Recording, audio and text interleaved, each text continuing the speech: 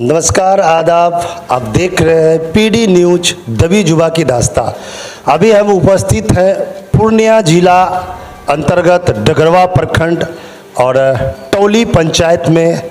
हम आज मिलवाएंगे आपको, यहाँ के मुखिया जी हैं और एक बहुत अच्छा नेक कार्य कर रहे हैं, शैक्षणिक कार्य बहुत बढ़ चढ़ के कर रहे हैं। आइए उनसे मिलाते हैं मुखिया जी से और जानते हैं कि ये शैक्षणिक कार्य में क्या क्या बच्चों को सुविधा और बच्चियों, खास करके इनके विद्यालय में पता चला बहुत सारे ऐसे बच्चियाँ हैं जो पढ़ रहे हैं और बिल्कुल निःशुल्क शिक्षा प्राप्त कर रहे हैं और बहुत दुरुस्त व्यवस्था। आइए जानते हैं मुखिया जी से। नमस्कार मुखिया जी, सबसे पहले हमारे चैनल में आपका बहुत बहुत स्वागत है।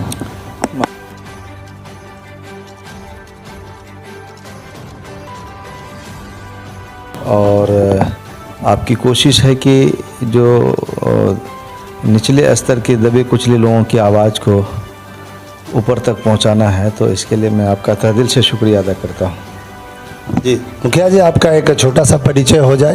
जी, मेरा नाम शमशाद आलम है और इस पिछले टर्म में भी हम मुखिया थे और इस टर्म में भी ये टौली पंचायत है, यहाँ के मुखिया हैं प्रेजेंट में, और मुखिया संघ के जिला अध्यक्ष भी हैं पूर्णिया जिला के। और ये जो आप सामने देख रहे हैं, ये लड़कियों के लिए एक स्कूल बोला जाए या फिर इसको मदारिस इदारा बोला जाए। तो ये जो इलाका है, जो ये पंचायत है आपका, तो बिहार में सबसे पिछड़े हुए हमारा सीमांचल ही है। और सीमांचल के इलाके में वो भी अपना पूर्णिया अररिया ये खास पिछड़ा जगह है किशनगंज। और पूर्णिया जिला के ये जो आप डगरवा प्रखंड है, डगरवा और अमौर, ये बहुत ही समझिए कि अंतिम, चूँकि यहाँ पर बाढ़ वगैरह का भी कहर हर साल आ जाता है। तो हमारे इलाके से समझिए कि 70% लोग जो दिल्ली, पंजाब, देश के अन्य हिस्सों में मजदूरी करने के लिए यहाँ से चले जाते हैं। आज के डेट में पंजाब में धान कट रहा है।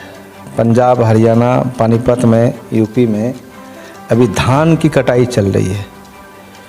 तो आप अगर हमारे गांव चलेंगे अभी आपको, तो अगर 500 की जनसंख्या है तो अभी आपको 100 लोग भी घर में नहीं मिलेंगे जेंट्स। मतलब 80% लोग अभी यहाँ के जाकर के यूपी और दिल्ली, पानीपत, हरियाणा में, पंजाब में अभी इस वक्त में वो धान काट रहे हैं वहाँ पर। ये इस इलाके का दिशा को क्लियर करता है कि हम लोग किस पैदान पे खड़ा हैं अभी। और ऐसे इलाके में जहाँ खास करके यहाँ पर अभी आप 1 महीना पहले आते, इतनी अच्छी धान की खेती थी, लेकिन सैलाब आया और दहाके सब समाप्त हो गया। तो बहुत पिछड़ापन इलाका है। और इस पिछड़ेपन इलाके में एक छोटा सा हमने कोशिश की कि यहाँ लड़का को कहीं भी जाके पढ़ने का मौका मिल जाता है, लेकिन लड़कियों के लिए एक व्यवस्था होना था जो नहीं है इलाके में। तो हम लोगों ने पहल की अपनी बच्चियों से और 2013 में शुरू किया था। और 3 बच्ची और 2 टीचर से आज इस बनात में 357 बच्ची का नामांकन है। और ये से 357 में 300 प्लस बच्चा हॉस्टल में है, बोर्डिंग में। जो बहुत सारा बच्चा का 1000 रुपया महीना है, किसी का 1500 है, इस तरह से है मंथली। और उसी में उनको तीनों टाइम हम लोग खाना खिलाते हैं। पढ़ाने लिखाने का सारा इंतज़ाम है, जनरेटर है, बिजली है, इन्वर्टर है, माइक है, बाजा है, पूरा इंतज़ाम से लेस है। और हिंदी के साथ साथ हम लोग उर्दू के साथ साथ हिंदी, इंग्लिश वगैरह में भी बच्चे को पढ़ाते हैं, जो कि आपके सामने कॉपी भी ला के रखी हुई है। अभी हमने सेक्समाई एग्ज़ाम लिया था, तो उसमें हाई स्कूल के टीचर को बुलाए थे तो उन्होंने एक एक बच्चा मैथ में 100 का 100 नंबर लाया है।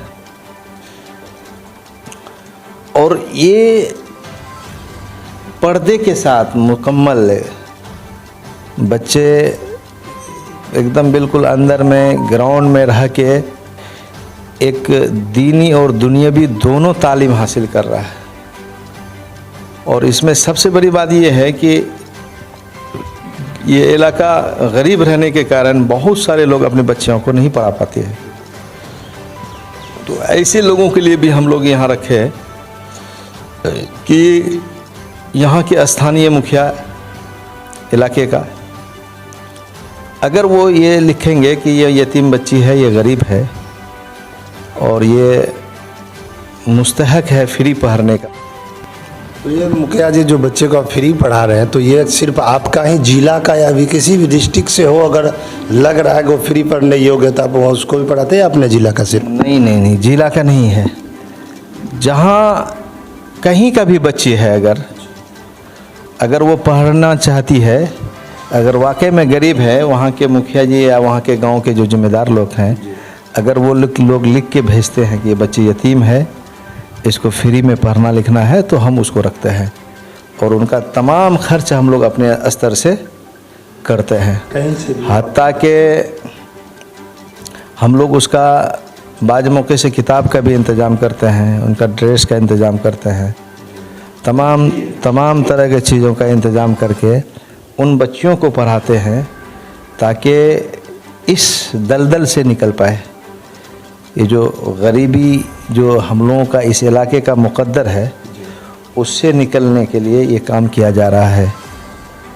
और हम तो आपके चैनल के माध्यम से कहना चाहेंगे कि ये एक ही होने से नहीं चलने वाला है। हम चाह रहे हैं कि इलाके में ब्लॉक सतह पर हर ब्लॉक में कुछ लोगों को मिल के इस तरह का सोच को पैदा करना चाहिए ताकि जो उस जगह के बच्चियां हैं वहाँ के बच्चियों को ये मौका मिले और पढ़े लिखे, तब ही हमारा समाज आगे बढ़ सकता है। और जब तक तालीम नहीं होगी तो मेरा मुल्क भी तरक्की नहीं करेगा। अभी आपके यहाँ कितने शिक्षक हैं लगभग, शिक्षक और शिक्षिका? अभी तमाम मिला के 23 लोग हैं। 23 लोग अभी यहाँ काम कर रहे हैं और इसके अलावा भी कुछ लोग हैं, लेकिन हाँ अन स्टाफ भी हैं। 23 लोग लेकिन मुकम्मल यहाँ पर काम कर रहे हैं। तो ये तो स्कूल की बात है, लेकिन आप मुखिया हैं, सरकार के द्वारा कुछ इसमें योगदान आपको मिलती है कि नहीं? जी, अभी तक सरकार के द्वारा नहीं मिल रहा है, चूँकि ये प्राइवेट से है जी। और ये सहयोग लोगों का सहयोग से चल रहा है। प्राइवेट सरकार का कोई राशि का अभी तक हम लोग यूडैश वगैरह तो भरते होंगे आप?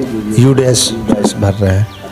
तो आप पंचायत का थोड़ा सा बताएंगे, चूँकि आप मुखिया भी है, मुखिया संघ अध्यक्ष भी है, तो ये चलिए।